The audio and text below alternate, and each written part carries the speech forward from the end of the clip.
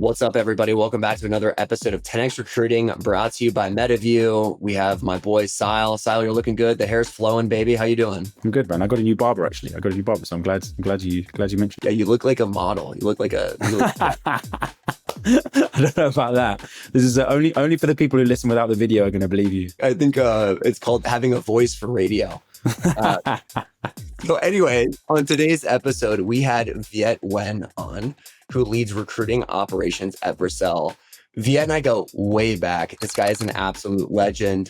I tried to hire him at DoorDash. He tells a story in the pod that I rejected him. And I was like, I don't think that's actually true. But anyways, what were your takeaways from the episode with Viet? I was pumped by this episode because I feel like I speak a lot about the importance of unstructured data in the world of AI. And I feel like finally there was someone who was sort of like, although he didn't use the phrase, he was basically talking about how he throws a ton of unstructured data at ChatGPT to help him run a more effective recruiting operation, which is just sick. So you obviously hear the specific example he talks about, but I think it's such a clarifier for a lot of folks, I'm sure, of what we mean when we say, hey, chuck the unstructured data at the LLM, work with it to make sense of it, but don't obsess so much about refining that context. Just get it in the mix. So yeah, you'll see in the example in a second. But I had a couple. The first one is progress, not perfection. So everybody we talk to, Sile, this is where you and I will hate slack each other about getting guests on the pod. Is like everybody in recruiting wants to have this perfect product that's fully finished and ready to go. And the first example Viet uses a couple in the pod, is it took him 3 hours. It spits out this deck, and it's basically just kind of analyzing this guy, Gaspar, who has these amazing abilities to identify top talent. And what is exactly Gaspar doing in the interview process? Well, let's just throw the transcripts into ChatGPT and ask it, and then see what it comes up with, and then use Vercel to build a quick deck. It's not this whole oh, I went away and I had a tiger team for 6 months and these are our learnings. In the era of AI, I really think it's just these little experiments. And Viet does a great job of describing that. The second one was create leverage where possible. So his automated back channel example, I can't tell you how many times at every company I've ever worked at where people are like, well, is there anyone inside the company who knows this person? And instead of trying to basically every single time looking through the employee database, which I have certainly done, and I'm sure many people listening to this pod have done, that's the moment where it's I'm doing this thing a ton of times. Where can I use technology to create leverage? And how can I do this without a human in the loop? Again, even if this is going back to the first insight, which is it doesn't have to solve all of the problems, but if it solves even 50% of the problems, or at least makes progress on them, then it's something worth doing. When people use that phrase in general, progress over perfection, it's often not hey, choose which one is it. Do you want to make progress or do you want perfection? Because if you just have those two options, then obviously, okay, I'll choose perfection then. Really, what you're saying is, in a world where you're not going to do it at all, unless it's perfect, it's better to make progress. So it's essentially, really, the equation is, do you want to do nothing or do you want to do something? And clearly something is better there. And I think that's the world that people get stuck in too much, which is, hey, I don't want to do anything unless it's perfect. And then, a year passes and you've done nothing. This is honestly one of my favorite episodes we've ever done. And I really think this episode is going to help people stimulate their curiosity. I'm getting off this call. I had 3 other ideas, which I'll talk about in upcoming episodes of stuff that I've been cooking with since this. So I think you guys are going to love this one. And so without further ado, here's my conversation with Viet. This is 10X Recruiting, a podcast from MetaView. Let's get after it. Viet, so I think I've been trying to get you on this podcast now for how long? 2 months? 2.5 months? Yeah, at the very least 2 months. And also not just getting me on the podcast, but also Amna, my boss, be like, yo, when are you going to respond to Nolan? I literally texted her and I was like, yo, I need you to tell Viet that if he doesn't come on the podcast, you're going to dock him in his performance review. So I think that's why you're here today. So thank you for coming. The history for people, by the way, is did I try and hire you at DoorDash or was it at Carta? To be clear, you tried to hire me at Carta and you rejected me. And yet we're still, actually, I went back and looked at all the emails that we've exchanged and it just brought me back. But, it goes to show the connections and conversations you have, they don't always end in sort of this transactional period. Yeah. It can if you let it. But like, I'm glad that wasn't the case here. Yeah, and it turns out like I was an idiot, clearly. And obviously, I don't think we had you for the right role. I do think you are now in your zone of genius. So can you tell people like what you're doing now at Vercel? Yeah. So at Vercel, I lead all of global recruiting operations. My journey into ops was both an accident but also intentional. Like I had done the head of talent thing for a better part of like a decade and a half, and I always knew that ops was an area that wasn't like my skill set. It wasn't like the thing that I was really good at. And so I decided I'm going to do a tour of duty and go do ops for 5 years and get really good at it. And then so I can then take that back and go be an even better head of talent at some point. And so in hindsight, that was like the intention, but a lot of it was actually also by accident.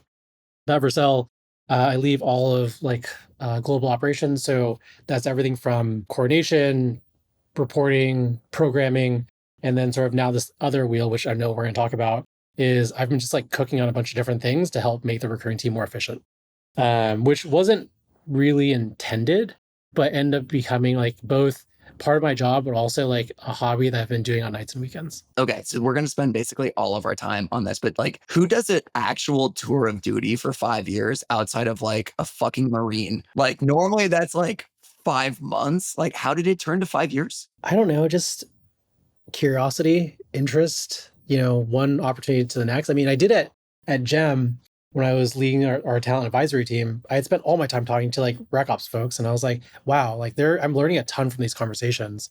And so I was like, okay, now let me go try to do that in-house. And I decided to go do in-house at one of the biggest and most successful companies in the world, which was also a huge like a learning at Netflix of like how does like a company like Netflix, how did they do it? And then now how do I scale it back to like bring it back to a company like Vercel that's in hyper growth? So it's been while 5 years, but all similar to TA, depending on where you do it, like you're going to learn something very different. So it doesn't feel like 5 years. Dude, I know time does fly, especially as you age, is what I'm finding. All right, so I want to clue the audience in on this text that you sent me. So this is from Friday, August 22nd. You said, listen to the pod at the gym earlier tonight. It sparked an idea. I heard this one guy is like an interview savant. The people he gives strong yeses not only get hired, but crush it when they get to Vercel. So you then turn this thing, like give the audience like what's going through your head and where you're taking this stuff. So serendipitously, we had just come out of a conversation of, I think, performance reviews or something. And the conversation was who on our engineering team is very good at interviewing. And somebody had said this guy, Gaspar. And like I don't know him super well, but like I've sort of heard his name and enough times to know like, okay, this is like legit. And again, serendipitously or ironically, I was listening to the pod and you guys are talking about like, I forget exactly what it was, but it was about like, how do we use interview data? And so I was like, okay, I know this person's really good. How do I take his brain and his eyes, help everyone else learn how to look at candidates the way he does? And so what I did was I popped into basically searched this person's name, pulled out all his interviews and all the people who were strong yeses, and sort of I'm marrying it with greenhouse data and trying to figure out, okay, who's a strong yes, who's a yes.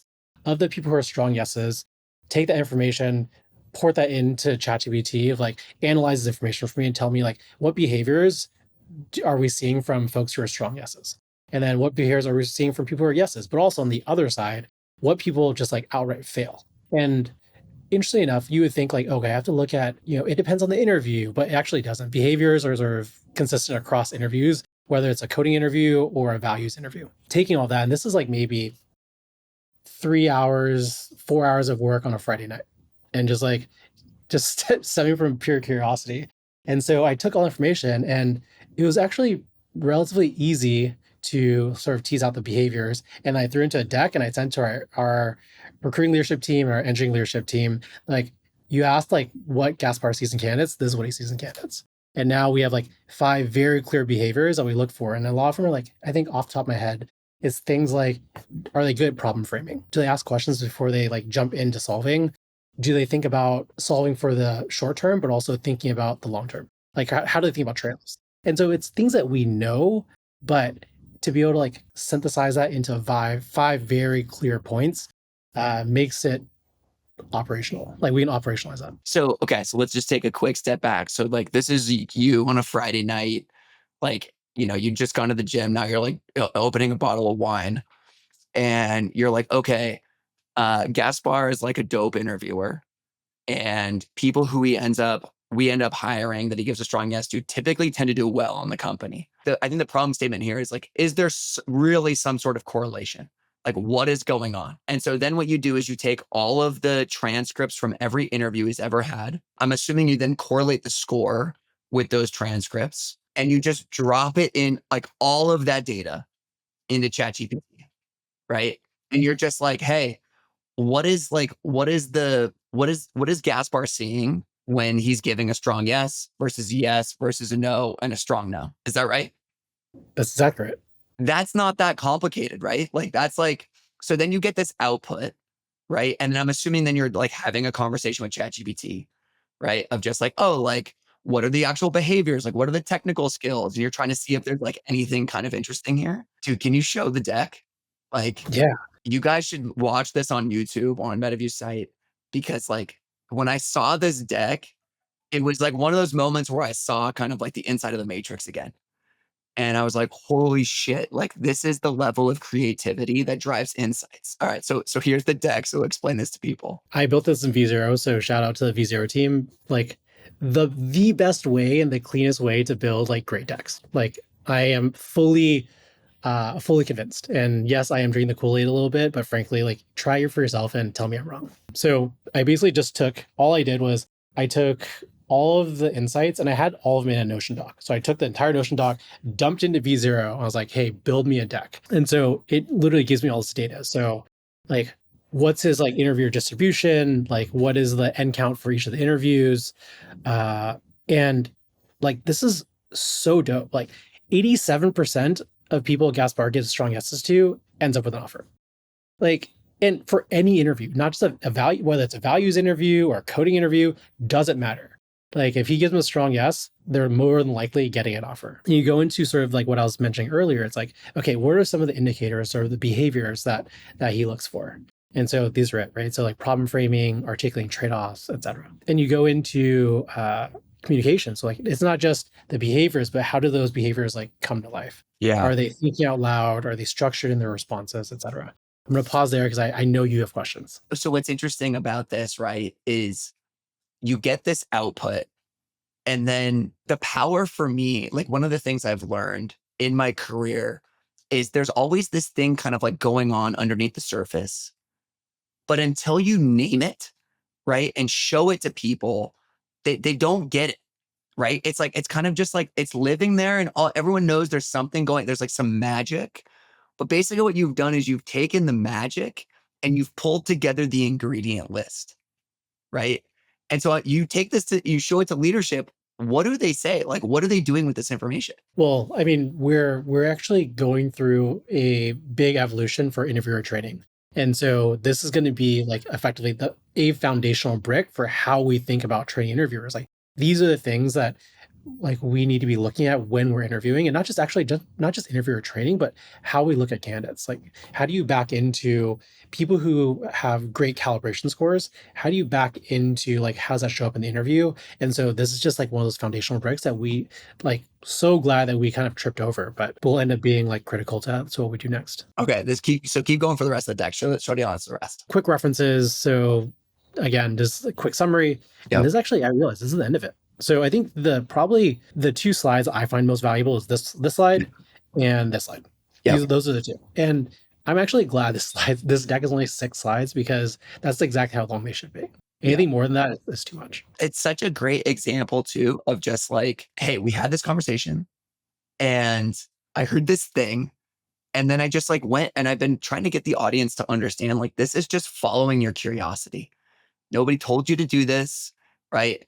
This wasn't anyone else. It's like, oh, like let's just see what happens and pull the thread on this thing. The other thing I thought, Viet, was like, shouldn't this be part of like your guys' operating principles in some way, shape, or form? Like, shouldn't it ladder all the way up to that stuff? It's funny you bring that up. One of the exercises we did early in the year is we're trying to up level like the quality bar. So everyone's talking about talent density, but like talent density means something different at every company, on every team. And so we've since coined it, to your point, naming things matters. So we have coined like this program is like exceptionally Vercel. Like, who do we hire that's exceptionally Vercel? And so we went around and talked to each team, both at the leader level as well as ICs, to tease out what behaviors make someone truly exceptional. And not going into it sort of putting two and two together, but I talked to sort of the engineering team, and in seeing what sort of Gaspar sees in interviews, there's a lot of alignment, ironically, not so ironic, but it's getting really clear and crystal about like what makes somebody exceptional is is critical to like figuring out like how do you then build an interview process to actually get there. So the other thing I've been pushing, I was talking to, we talked about it in this last week's pod, but I've been talking to a couple of friends about it recently too. Is like when you said this, it's kind of like those dots, right? When you place dots on the board and like you listen to the pod and it connected this dot for you. And then the next one that I connected was like, okay, who's going to be the first company that actually records the calibration session? Who's going to be the first company that does that? Because when you record the calibration session, then what we're going to be able to do is just ask ChatGPT to be a mirror, right? Taking the entire transcript from that, uploading it into ChatGPT, and saying like, what are the commonalities of our best performers? How do they communicate? How do they interact with their employees? What is their impact actually look like? Because impact is very subjective. And then like same for like the people who are not top employees, same for the bottom 5%. And then filtering that information back in. So you can take that idea and run with it. That's a good point, right? Like one thing that me and Amna have been talking about is we care so much about talent density and making sure that we're continuing to raise the talent bar. It's like once you make a hire, we see like the interviewer score, like we see the interview scores. How do we then validate like what we saw in the interview was we weren't sort of getting false positives from the interview process. And so we have a 9-day check-in, which we need to get better about being consistently doing. But like, how do we then take that data to fold that back into the interview process to like them to know? And an idea I've been kicking around that we haven't quite implemented yet is like, for every hire, we talk about a recruiter needs to make 6 hires a quarter. What if actually we include like another dimension, which is like a buffer or like sort of a variable where it's like if the person you hired got a 4 on the calibration, which is the highest, like you actually get a quarter point buffer on top of like your 6, or you're on top of your hire. And so you're not thinking, you're just now layering in a quality measure, Yeah, and not just a quantitative measure on hires. So I've been like screaming from the rooftops on this recently is because like ultimately what everyone says they want is talent density and quality of hire. Yet the only thing we measure is quantity. Yeah. The only thing. This can be a much longer conversation. But So you guys are going to try and solve this problem, or at least like here's the thing. This is where I think people go wrong. And you and we've been talking about this, and this has been part of my gripe of getting you on the pod is like, it doesn't have to be fucking fully baked. Like just take it 10% and run an experiment and see what happens. Like, I think that like the issue with our profession that I currently have is everybody tries to like have perfect.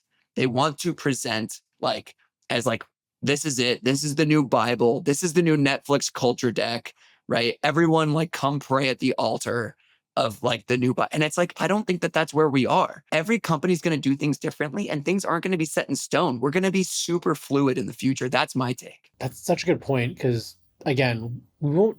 For this very specific thing we're talking about, we have the data. So like it's like really easy to just go like explore like how do our calibration scores match up to our interview scores, and then it gives us sort of a hypothesis that we can then go test. Everything should be a pilot, and I mean it's not like Google where everything's in beta forever, but there's probably some middle ground. Like you don't have to ship perfect, but you also don't have to keep things in beta for like a decade. Yeah, we can kill stuff too. Like, and that's okay. Like it's worthwhile to have turned the stone and figured out what's underneath it. Okay, so the other thing I want to talk about is call it like a back channel thing is the way I'm interpreting it.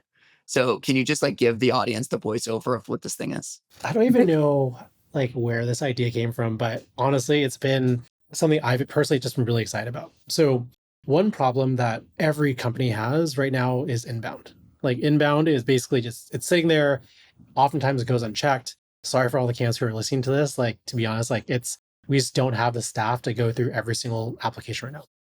And so I was thinking, I was like, okay, well, what are like high signal applicants? And I was like, there's many ways to look at it. One of those signals is if somebody applies and they might have worked with somebody else at the company, like at Vercel. And so I was like, how can we systematically like flag people who potentially know somebody else at the company, like that weren't referred? Like there are people who applied. Like I've seen people come through the pipeline that I was like, oh, I know that person, but they didn't reach out to me for referral or Yeah. anything. And so if I knew, I probably would have been like, hey, recruiter, this person's awesome. Like get this person to the front line. So I was like, all right, there's got to be a better way to solve for this. And I feel like I asked that question often is like there's got to be a better way. And so what I did was, and we're going to get like really nerdy for a second. So basically what I'm doing is I set up a greenhouse like webhook event sort of listener. I'm listening for applications, and once I capture that application, I'm using OpenAI to then parse that application, take the resume, and then take that experience and then try to map it to anyone else who's at the company. So I've also have built out a employee database of where for every single person who works at Vercel, where they've worked and when they worked there. And so we're looking at now this person, Nolan, is applying. He worked with X person at DoorDash around the same time. Let me go ping this employee. It's like, hey, what do you think of Nolan? Thumbs up, thumbs down. And like keep it really light. And also the I don't know, like I don't know this person is actually a good option too, right? Or is an important option to have. And so we treat it as more so a net for positive signal. We don't try to like reject people because they don't know somebody. Obviously that's not the case. But it's just like how do we get the people who are high signal to the top of the list and action on those people first? And so now this is like fully automated. And now when anyone applies, it looks at our entire database, see if they know somebody at the company. We ping them, try to get early signal. Recruiter gets that ping and then goes and like moves that person up. And so now that's just like living. Wow. Okay. So talk to me about the employee database side. I get the candidate side. Yep. What did you do to figure out for each employee where they worked and when they worked there? Like, what is the mechanics underneath that? So there's two ways to go about it. There's like the brute force manual approach, which we had to do to some degree, where I could literally just source all 600 people of the company and put them into Gem and sort of create that CSV, right? Exactly. That's like one way of doing it. I was like, there's got to be a better way. And so like I'm like way too lazy to do this. So I was like, okay, let me see in the Greenhouse API if I get access to somebody's resume. And I actually do, because I know that from the webhook event or webhook, right? So I was like, I can just look up everyone who has a status of hired, pull all their resume and parse it and put it into this database.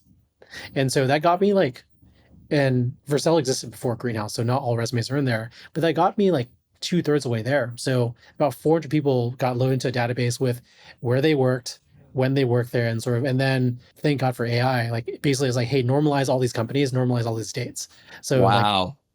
and so there's like AI is incredible, dude. Like it's and when I ask candidates like how are they using AI, and they tell me like, oh, like I used to write emails and so on and so forth, and that's like the baseline answer.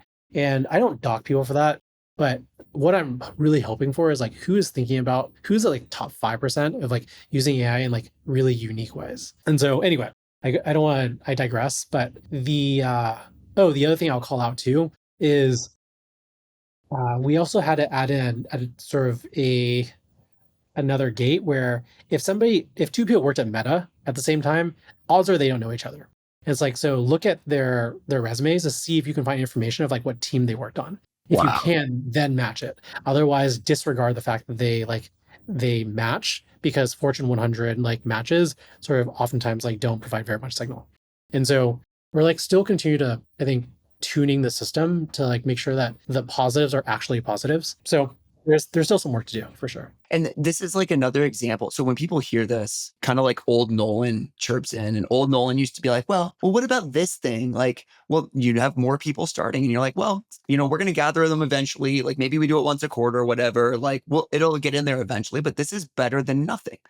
And then other people might say, well, like, is it fair to give people a fast track? Is it fair for candidates who have known somebody to have a fast track. Is that fair? And what I would submit to those people is like, do you think the best way to manage a bucket is chronological order? Because that's what we have today, and some poor soul, right, who's being paid by the company has to go through and sift through 98% shit, right? To then potentially find somebody that's interesting, maybe, but you probably don't get to them because of just the laws of time, right? Yeah. And it's just a slight improvement, right? It's not end product. It's just a slight improvement and sets the new baseline at a higher rate than before. Do you agree with that? 100%. It's like perfect is the enemy of progress. Perfect is the enemy of good is my favorite. Yeah. Yeah. And so it's like, dude, just make progress. Like Yeah. we just need to make incremental progress every day. And it's better than doing nothing. That's for sure. Totally. Yeah. Like the status So, quo, is not great. Like we all agree with that. So like why live with it? yeah, I'm really excited about this. And actually, funny enough, your point around, well, like we have new people starting. So also a feature we thought about, it's like, okay, well, so from whenever, like now we have like another webhook event of like whenever someone is marked hired, parse that resume, add to the database. And so it sort of continues to generate sort of more people in our employee database. One thing I haven't quite figured out yet is like if people term, do we remove them from the database? But it's actually not necessary because if we try to Slack that person, it'll just like bounce. And so it's Yeah. like not a big deal. But regardless, there's like, I don't know, there's so many rabbit holes that you can go down. And I think that's probably, to be clear, prior to joining Vercel, I have never thought about any of these things. Like I've never built anything. I've never I could not write a single line of code. And so like in this new world, literally anybody can cook.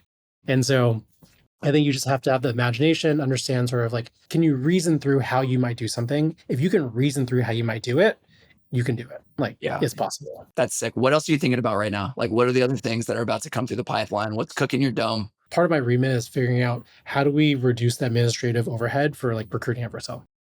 And so one thing that we're cooking right now is how do we make our debrief process better? Because like the old school debrief session is like everyone joins the room, reads scorecards, thumbs up, thumbs down, everyone reads out their scorecards, and it's like we spend 20 minutes of just like regurgitating information. And so our leadership team was like, okay, well, here's a better way. What if we have recruiters summarize like the feedback, call out themes, send out the themes before the debrief, and then the only thing the debrief's for is for hiring managers to ask interviewers questions for clarification. But like that summary portion is like a little expensive, right? It's like it takes time, and also we have a rule that like, not a rule, but like we try to push for like debriefs 24 hours after the interview. But how does a recruiter have time to like sort of do all those things within 24 hours? And so the next thing I'm thinking about is like, how can I pull scorecard data, pipe it in to like whatever AI engine, and Yep. just have it as like a link in the debrief, and it's just automatically generated. The recruiter doesn't have to do anything. They have to validate it, make sure it all makes sense, but like it's just there. Yeah, they're just QA. They're not on the front end. They're just on the back end. Yep. Or like even, I mean, to sort of take it one step further, it's like scorecards come in at different times. And so can we actually generate the summary when the first score comes in? And then when the second one then comes in, we like just update it automatically. And the third and the fourth and so on and so forth. So there are a dozen of sort of administrative things I would love to optimize, but you gotta figure out like how to prioritize it properly. Yep, that's sick. All right, where can people find you? Mostly LinkedIn. Like I like live on LinkedIn, unfortunately. Like I have not converted to X yet, but LinkedIn or text, or actually honestly, text message is probably the best. Yeah. But Dope. All right. And then I also want to make sure that you're committing to come back like every 6 to 8 weeks to share what you're working on. Otherwise, I will just ping your boss and have it reflected in your performance review. dude, I would love, like, honestly, can we get like a community show and tell, like just going? That's okay. So, okay, this is what you and I talked about. So like last 2 minutes, audience, stick with us. So Viet and I went deep down this rabbit hole, and like, can we like, this is what this is, right? Community show and tell is a great way to describe it. It's just like, come show what you're working on. Like, there are no stupid people here. We're all stupid together, right? And it's like, my dumb, right, is like a very unique form of dumb. But like sometimes I have like dumb ideas, and then I like present them out into the world, and then someone runs with it. And so that's the goal with this thing, is like, I want to elevate our industry such that we're no longer performative, and instead we're operational. And being operational means you're going to work on stupid shit. I'm going to work on stupid shit. But guess what? Like our stupid shit together is no longer as dumb as it once was just living in our head. That's Like right. when I talk to you, I get smarter. When you talk to me, you probably get dumber, but like that's a rare exception. So like, it's just like, come and show what you're working on. And like, I did have to kind of like grab you by the neck and be like, dude, you're coming and like doing this thing. So like, you know, I hope people take this as a great leadership example of just like, come show the world what's up.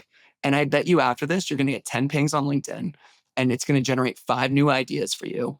And then ideally something that you're going to be cooking on between now and the end of the year. I genuinely hope so. If anyone out there is cooking on something and just like wants to, you know, you're like blocked or sort of just want to like talk through things, like I'm always down to chat. Like this is like these are the things I'm working on Friday nights. Like, and it's like I'm not doing it because it's work. Like I genuinely love this stuff. And so if anyone out there is cooking on stuff, like let's chat. Appreciate you coming on, man. Thank you.